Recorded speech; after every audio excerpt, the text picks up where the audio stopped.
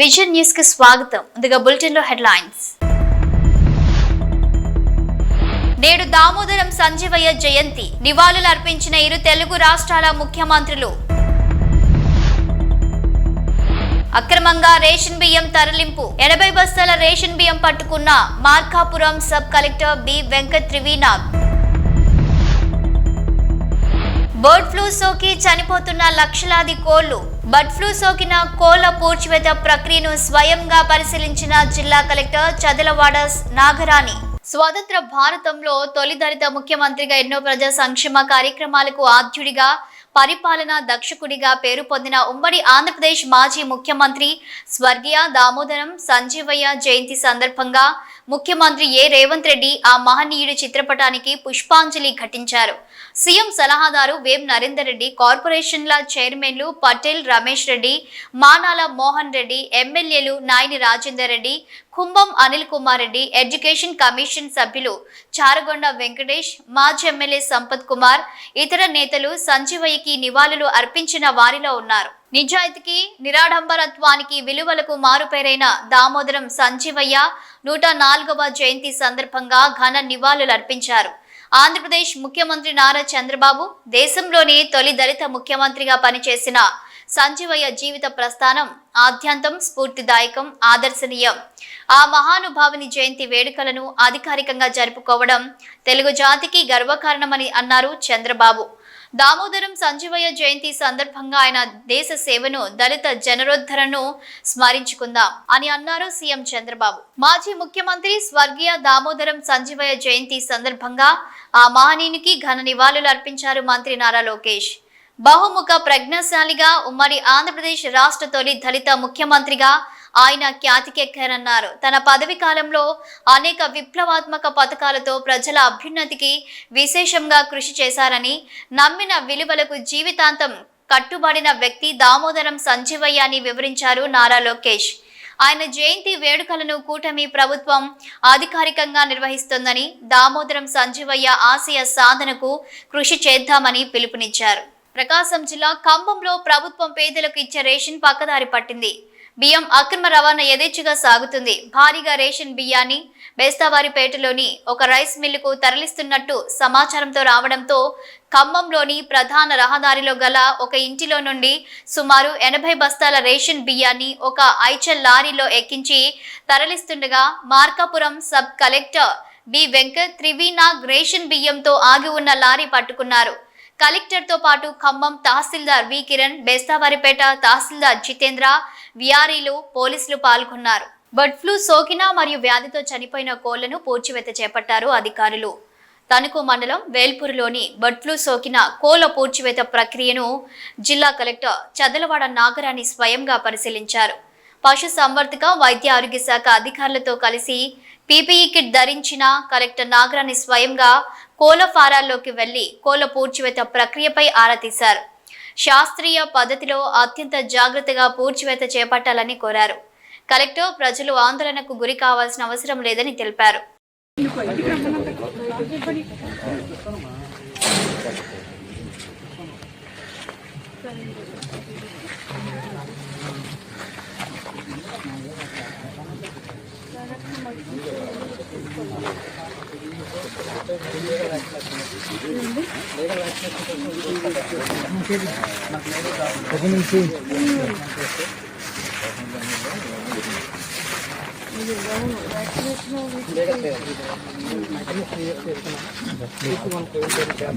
పల్నాడు జిల్లా ఒంటరిగా ఉన్న వృద్ధురాలిపై దాడి చేసి ₹1,00,000 నగదు అపహరించిన ఘటన సత్తెనపల్లి మండలం లక్కరాజు గార్లపాడులో చోటు చేసుకుంది. గ్రామానికి చెందిన 80 సంవత్సరాల నారాయణమ్మ కుటుంబ సభ్యులు పొలం పనులకు వెళ్లడంతో ఇంట్లో ఒంటరిగా ఉంది. దీన్ని పసిగట్టిన 2 గుర్తు తెలియని యువకులు ఇంట్లోకి ప్రవేశించి లోపల గడియపెట్టి వృద్ధురాలిని గోడకేసి బాది డబ్బులు ఇవ్వాల్సిందిగా బెదిరించి ₹1,00,000 నగదును తీసుకుని వృద్ధురాలిని నిర్బంధించి బయట నుంచి గడియపెట్టి పారిపోయారు. దాడి ఘటనలో వృద్ధురాలి తలకు గాయమవ్వగా కుటుంబ సభ్యులు ఇంటికి చేరుకోవడంతో ఈ ఘటన ఆలస్యంగా వెలుగులోకి వచ్చింది. బాధితురాలి ఫిర్యాదు మేరకు పోలీసులు కేసు నమోదు చేసుకుని దర్యాప్తు చేపట్టారు.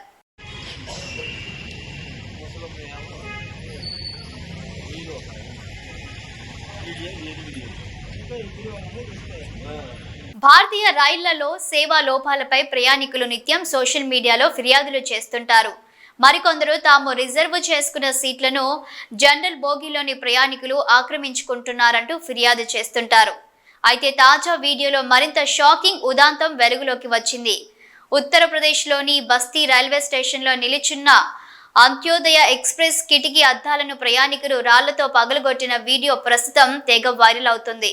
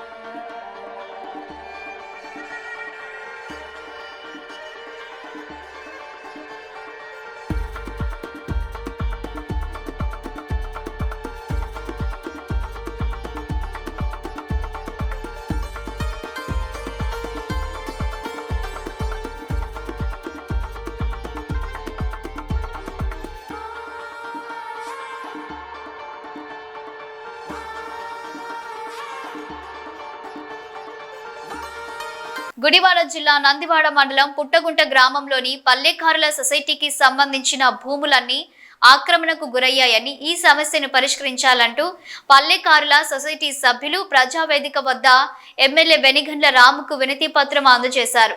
గ్రామంలో మంచినీటి సమస్య తీవ్రంగా ఉందని, నీళ్లు బయటకు వెళ్లే మార్గం లేకుండా డ్రైనేజీ వ్యవస్థను పూర్తి చేశారని తెలిపారు. సొసైటీ చెరువులను ఆక్రమించి రొయ్యల సాగు చేస్తున్నారని, అలాగే సొసైటీకి చెందిన గుంటలు గోతులు ఆక్రమించారని తమకు న్యాయం చేయాలని కోరారు.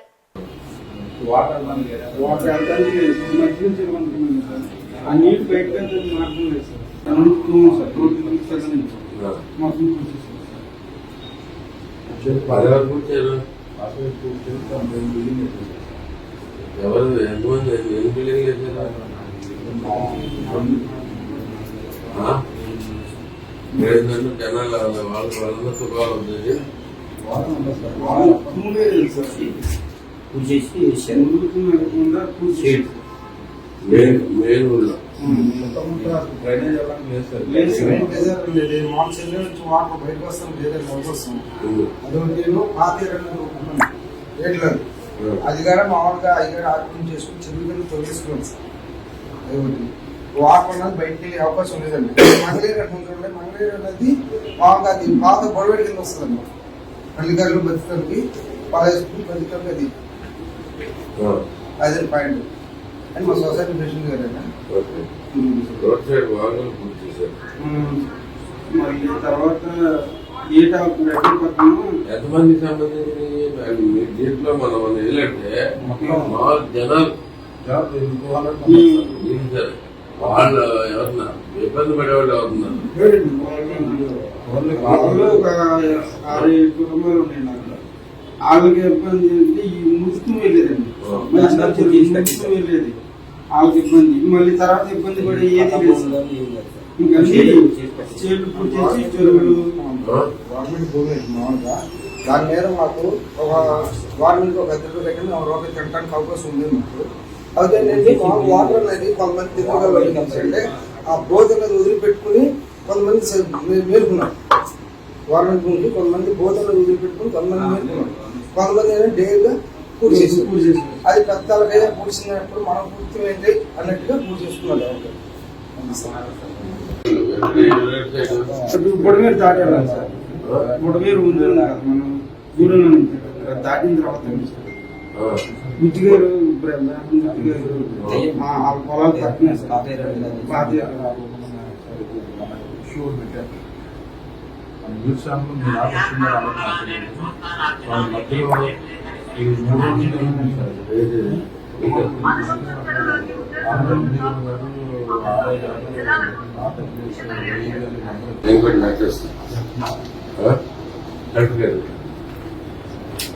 పెట్టండి దాన్ని ఫాలో అప్ చెప్పి స్టాంప్ సొసైటీలో స్టాంప్ వాళ్ళంతా చేసి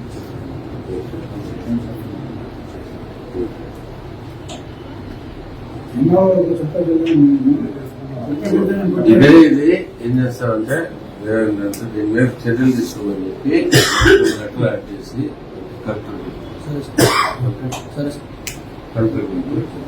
టిబేటియన్ బౌద్ధ మత కేంద్రంలో బండి సంజయ్ పర్యటన. కేంద్ర మంత్రికి సమస్యలను వివరించిన టిబేటియన్ శరణార్థులు. సానుకూలంగా స్పందించిన కేంద్ర మంత్రి దలీలామాతో బండి సంజయ్ భేటీ. కేంద్ర హోంశాఖ సహాయ మంత్రి బండి సంజయ్ కుమార్ 2 రోజుల పర్యటనలో భాగంగా కర్ణాటకలోని మైసూర్ జిల్లాలోని టిబేటియన్ శరణార్థుల పునరావాస కేంద్రమైన బైలాకుప్పెకు సందర్శించారు. 1950లో టిబెట్ను చైనా ఆక్రమించిన సమయంలో వేలాది మంది టిబెటియన్ శరణార్థుల ఇండియాకు తరలివచ్చారు.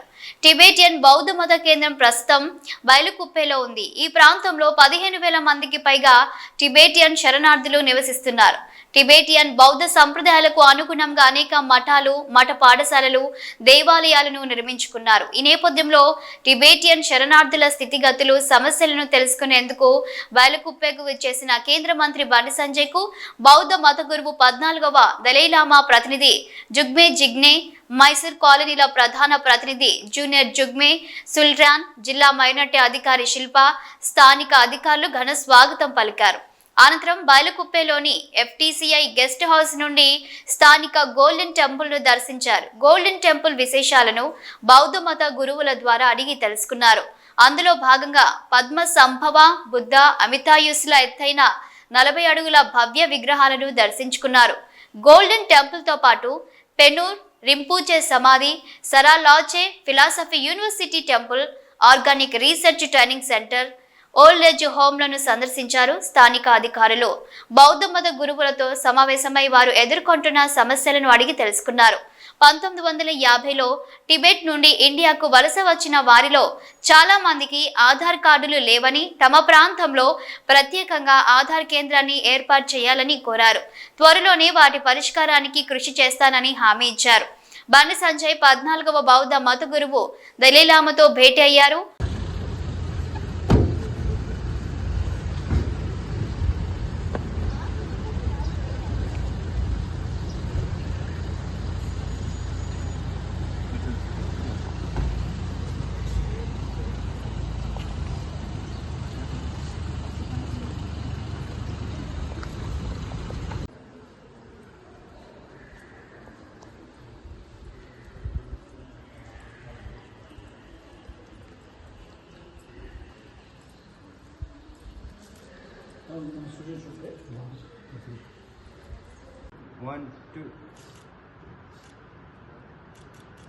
సిపిఐ జాతీయ కార్యవర్గ సభ్యుడు చాడ వెంకటరెడ్డి సిద్దిపేట జిల్లా హుస్నాబాద్ పట్టణంలోని అనభేరి సింగిరెడ్డి అమరుల భవన్లో సిపిఐ జాతీయ కార్యవర్గ సభ్యులు మాజీ ఎమ్మెల్యే చాడ వెంకటరెడ్డి మీడియా సమావేశాన్ని ఏర్పరిచారు. ఈ సమావేశంలో ఆయన మాట్లాడుతూ సుప్రీంకోర్టు ఫిరాయింపుల చట్టంపై, నేరపూరిత రాజకీయాలపై, ఉచిత పథకాలపై ఎన్నో సలహాలు, సూచనలు ఇచ్చినప్పటికీ కేంద్ర రాష్ట్ర ప్రభుత్వాలు ఏమాత్రం పట్టించుకోవడం లేదన్నారు. రాజకీయ నాయకులపై 5,000 రూపాయలకు పైగా కేసులు వివిధ రాష్ట్రాల్లో పెండింగ్ లో ఉన్నాయని, సరియైన చర్యలు తీసుకోవడంలో విఫలమవుతుందన్నారు. దేశ ప్రధాని మోదీ తన సొంత చట్టాలతో పెద్ద పెద్ద సంస్థలకు కొమ్ము కాసేలా వ్యవహరిస్తున్నారని ఆరోపించారు. రైతు చట్టాలపై ధర్నాలు చేసినా పట్టించుకోవడం లేదన్నారు. గత బీఆర్ఎస్ ప్రభుత్వం ఎమ్మెల్యేల పార్టీ ఫిరాయింపులను ప్రోత్సహించిందని, నేటి కాంగ్రెస్ ప్రభుత్వం కూడా తక్కువేం కాలేదన్నారు. ఇలాంటి పరిస్థితుల్లో అసెంబ్లీ స్పీకర్ సరైన నిర్ణయం తీసుకోవాల్సిన ఆవశ్యకత ఎంతైనా ఉందని గుర్తు చేశారు. ఒక పార్టీలో గెలిచిన వారు పార్టీ ఫిరాయిస్తే పదవి కోల్పోయేలా చట్టాన్ని తేవాలని ఆయన డిమాండ్ చేశారు. బీసీ కులగణన తిరిగి చేయడం శుభ పరిణామమని స్వాగతిస్తున్నానన్నారు. ఈ మీడియా సమావేశంలో సిద్దిపేట జిల్లా కార్యదర్శి మంద పవన్, గడిపే మల్లేశం, జాగిరి సత్యనారాయణ, మేడల రమేష్, కొమ్ముల బాబు, ఐలైన సంజీవరెడ్డి, గూడ పద్మ, విజయ, ఎగ్గోజి సుదర్శనాచారి, మల్లారెడ్డి, భాస్కర్, గోపి తదితరులు పాల్గొన్నారు. ఇంకా కొంతమంది మిగిలిపోయారు అనేటువంటి ఒక చర్చ, విమర్శ కనపడుతున్నది. అందుకని ఏదేమైనా నిన్న మరి ముఖ్యమంత్రి గారు మొత్తం ఉప ముఖ్యమంత్రి మంత్రివర్గము లేదా అందరు ఉద్యోగులు కలిసి దీన్ని మళ్ళీ ఏదైతుందో మళ్ళీ రెండవసారి మళ్ళీ రీసర్వే చేయడానికి ఈ 16 నుంచి 27 దాకా రీసర్వే చేయడానికి మళ్ళీ ఆదేశించారు. ఇది మంచి పరిణామంగా నేను భావిస్తున్నాను. ఎందుకంటే హర్షించదగ్గ పరిణామం. ప్రజలందరిలో చర్చ ఉన్నది. అది సర్వే పూర్తి కాలేదని బాగున్నది. ఈ సర్వే ఇంకా అవకాశం తప్పేళ్ళందరూ బలి చేసుకొని ఇప్పుడు వాళ్ళ పేరు నమోదు చేసుకుని అంటున్నాను. మంచిదే. అయితే మేము చెప్పేది ఏంటంటే ఈ రీసర్వే ద్వారా ఎవరైతే సర్వేలో లేరో చేసుకోవడానికి సర్వేలో పాల్గొనలేదో వాళ్ళందరూ కూడా పాల్గొనాలని, తర్వాత కులగణ జన లెక్కలన్నీ కరెక్ట్ రావాలని, బీసీలకు 40% ఏదైతే అన్నారో అది అమలు పరచాలని, ఇట్లాంటి అనేక అంశాల మీద కూడా రేపు తప్పనిసరిగా మా పార్టీ రాష్ట్ర కార్యవర్గ సమావేశాలు అయితే ఉన్నాయి. అందరూ కూడా చర్చిస్తాం, మాట్లాడతాం. ఉద్యోగాల్లో కానీ విద్యలో కానీ ఈ స్థానిక అనేక రిజర్వేషన్ సమన్వయ పద్ధతుల్లో ఒక పగడ్బందీ సిస్టాన్ని ఏర్పాటు చేయాల్సిన అవసరం అని చెప్పి ఈ సందర్భంగా తెలియపరుస్తుంది. అందులో చూస్తే పార్టీ ఫిరాయింపుల చట్టం ఒకటి ఉంటే నేరపూరి చరిత్ర కలిగిన వాళ్ళు మరొక. ఈ రెండింటి పట్ల కూడా సుప్రీంకోర్టు అనేక సందర్భాలు వ్యాఖ్యానాలు చేస్తూనే వస్తున్నది. కానీ సుప్రీంకోర్టు ఏ సలహా ఇచ్చినా అవి పాటిస్తామని పత్రంలో కేంద్ర ప్రభుత్వం నరేంద్ర మోడీ లేడు. నరేంద్ర మోడీ ఆయన ఇష్టాలపైనే పరిపాలన సాగిస్తున్నారు.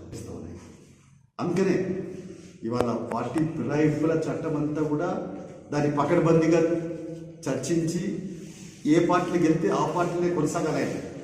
అది అయిపోయింది. లేకుంటే ఆయన రాజీనామా పెట్టుకోవాలి తప్ప పోకూడదు. ఇలాంటి ఒక కండిషన్స్తో కూడుకున్నటువంటి మరి చట్టం ఆటోమేటిక్గా రావాలి. అంతే. స్పీకర్ అనుమతి, స్పీకర్ రాజీనామా కాదు. ఆయనే ఒక పార్టీ ఫిరాయింపు చేసినట్టే ఆయన పదవి పోవాలి. అలాంటి పరిస్థితి ఇంకో వ్యాఖ్య కూడా చేసింది సుప్రీంకోర్టు. ఎన్నికలప్పుడు మీరు ఇచ్చే హామీలు ఏంటి అంటే ఉచితాలు. అంటే ఉచితాలు అంటే ఏంటి? నీకు 4,000 పెరిగిస్తా, లేకపోతే నీకు ఇల్లు కట్టిస్తా, రేషన్లు ఇవ్వాలని ప్రభుత్వం నిర్ణయించింది. ఇవన్నీ ఏంటి అంటే ఆశల పల్లెకులో ప్రజలు ఊరేగింపు చేసేటువంటి పరిస్థితి, దుస్థితి సాగుతుంది. అందుకనే ఈ ఎన్నికలను అంటే ఎన్నికల లబ్ధి పొందడానికే ఉచితాలు ప్రకటించింది. ఉచితాలు సముచితమా అనేది చర్చ జరగాలి. ఆ ఉచితాలు ప్రకటించి కూడా అమలు చేస్తున్నారు వల్ల అంటే అమలు చేయలేదు. ప్రజల్ని అరచేత స్వర్గం చూపిస్తున్నారు. ఓట్లు వేయించుకున్న తర్వాత ప్రజలెవరు వాళ్ళెవరు అనే కట్టు వచ్చింది. పెద్దపల్లి జిల్లా కాల్వ శ్రీరాంపూర్ మండలంలోని మిర్జంపేట్ గ్రామంలోని మానేరు ఒడ్డున వెలిసిన సమ్మక్క సారలమ్మ జాతర మినీ మేడారం జాతర సందర్భంగా భక్తులు అధిక సంఖ్యలో హాజరై సమ్మక్క సారలమ్మ గద్దెల వద్ద ప్రత్యేక పూజలు నిర్వహించే మొక్కులు చెల్లించుకున్నారు. మిర్జంపేట్ గ్రామస్తులు, మహిళలు అధిక సంఖ్యలో సమ్మక్క సారలమ్మలను దర్శించుకుని వన భోజనాలు చేశారు. పిల్లాపాపలు చల్లగా ఉండాలని, వర్షాలు సమృద్ధిగా పడి పాడి పంటలు సక్రమంగా పండాలని, ప్రజలంతా సుభిక్షంగా ఉండాలని అమ్మవార్లు వేడుకుంటున్నట్లు గ్రామస్తులు తెలిపారు. పలువురు ప్రజా ప్రతినిధులు, నాయకులు దర్శించుకొని ప్రత్యేక పూజలు చేశారు.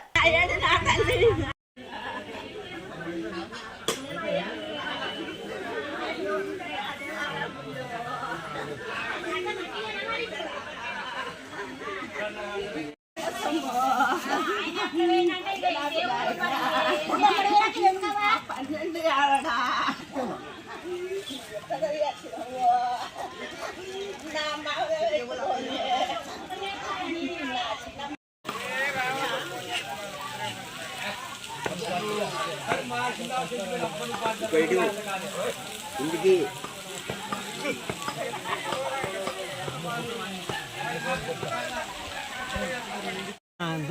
రెండు పెద్ద బాటల్లా రెండు పెద్ద బాటలు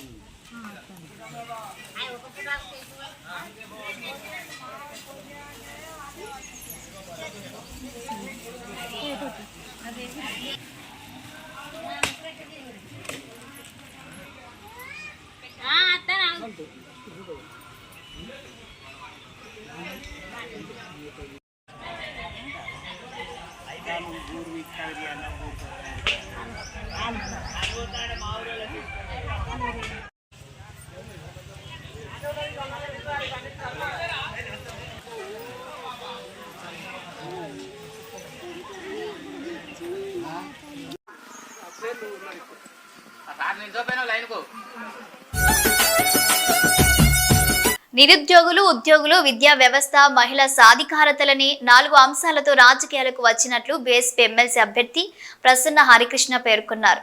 శుక్రవారం కరీంనగర్ ప్రెస్ క్లబ్ లో మీడియా సమావేశంలో మాట్లాడుతూ ఎమ్మెల్సీగా అధిక మెజారిటీతో గెలిపించాలని, సమస్యలపై స్పందించే తనను శాసన మండలికి పంపించాలని కోరారు.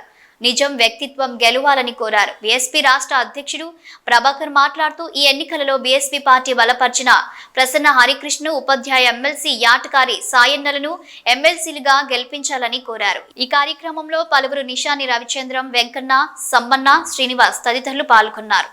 జై భీమ్. ఈరోజు ఈ పత్రికా సమావేశానికి హాజరవుతున్నటువంటి మీడియా మిత్రులకు, ఎమ్మెల్సీ ఎన్నికలకు సంబంధించిన సమాచారాన్ని ఎప్పటికప్పుడు ప్రజలకు అందజేస్తూ, గ్రాడ్యుయేట్స్కు, టీచర్స్కు అందజేస్తూ, ఎవరు సరి అయిన వ్యక్తి అనే విషయంలో ఎంపిక చేసుకోవాలి, ఎన్నిక చేసుకోవాలనే విషయాన్ని తమ విలువైన మీడియా ద్వారా తెలియజేస్తున్నటువంటి పాత్రికేయ మిత్రులందరికీ ప్రత్యేకమైన ధన్యవాదాలు. ఈరోజు తెలంగాణలో 3 ఎమ్మెల్సీ స్థానాలకు ఎన్నిక జరుగుతున్న విషయం తెలంగాణ రాష్ట్రంలోని ప్రజలందరికీ తెలుసు. అయితే ఉమ్మడి మెదక్, ఉమ్మడి నిజామాబాద్, ఉమ్మడి ఆదిలాబాద్, ఉమ్మడి కరీంనగర్ జిల్లాలకు సంబంధించి ఒకటి పట్టభద్రుల ఎమ్మెల్సీ స్థానానికి, మరొకటి టీచర్ ఉపాధ్యాయ ఎమ్మెల్సీ స్థానానికి, రెండింటికి కూడా ఈరోజు బహుజన్ సమాజ్ పార్టీ నుండి అభ్యర్థులను పెట్టడం జరిగింది. మా అధినాయకురాలు బహింజీ కుమారి మాయావతి గారి ఆశీస్సులతోటి, వారి ఆదేశానుసారం ఇక్కడ పట్టభద్రుల నుండి గౌరవనీయులు ప్రసన్న హరికృష్ణ గారికి బహుజన్ సమాజ్ పార్టీ అభ్యర్థిగా నిలబెట్టడం జరిగింది. అదేవిధంగా టీచర్ స్థానం నుండి యాటకారి సాయన్న గారిని అభ్యర్థిగా నిలబెట్టడం జరిగింది. ఈ అభ్యర్థులను నిలబెట్టడానికి సహకరించినటువంటి, ఎంపికలో సహకరించి అన్ని విధాలా మాకు ఆశీస్సులు అందిస్తున్నటువంటి సెంట్రల్ కోఆర్డినేటర్ గౌరవనీయులు రామ్జీ గౌతమ్ గారు, ఎంపీ రాజ్యసభ గారికి, అదేవిధంగా ఇక్కడ నాతో పాటు ఆసీనులైనటువంటి మరో సెంట్రల్ కోఆర్డినేటర్ నిషాని రామచంద్రం గారికి, అదేవిధంగా ఈరోజు రాష్ట్ర కమిటీ నుండి హాజరవుతున్నటువంటి రాష్ట్ర జనరల్ సెక్రటరీలు మరి యనగందుల వెంకన్న గారికి, అదేవిధంగా దొడ్డే సమ్మన్న గారికి, స్థానికంగా ఉన్నటువంటి రాష్ట్ర జిల్లా అధ్యక్షులు మన నల్లాల శ్రీనివాస్ గారికి, రాష్ట్ర నాయకులు, సీనియర్ నాయకులు మాతంగి నరసన్న. బులెటిన్ ముగించే ముందు హెడ్లైన్స్ మరోసారి. నేడు దామోదరం సంజీవయ్య జయంతి, నివాళులు అర్పించిన 2 తెలుగు రాష్ట్రాల ముఖ్యమంత్రులు. అక్రమంగా రేషన్ బియ్యం తరలింపు, 80 బస్తాల రేషన్ బియ్యం పట్టుకున్న Markapuram sub collector B Venkat Trivinath. Bird flu సోకి చనిపోతున్న లక్షలాది కోళ్లు, బర్డ్ ఫ్లూ సోకిన కోళ్ల పూడ్చివేత ప్రక్రియను స్వయంగా పరిశీలించిన జిల్లా కలెక్టర్ చదలవాడ నాగరాణి. ఇవి bulletin updates. Keep watching news.